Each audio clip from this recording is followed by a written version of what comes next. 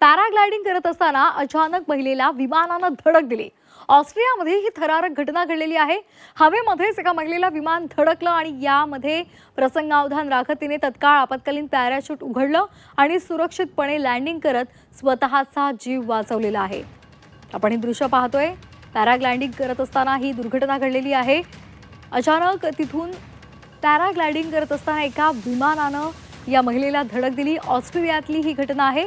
मात्र त्या महिलेनं प्रसंगावधान राखत लगेचच आपत्कालीन पॅराशूट उघडल्यामुळे तिचा जीव वाचलेला आहे।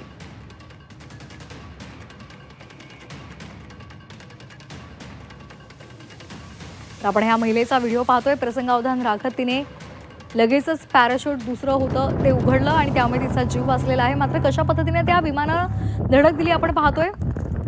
अगदी काही क्षणातच त्याला धडक दिल्यामुळे त्या विमानानं ती महिला खाली कोसळत होती। मात्र त्यानंतर तिने लगेचच आपत्कालीन पॅराशूट उघडलं आणि त्यानंतर तिने स्वतःचा जीव वाचवलेला आहे।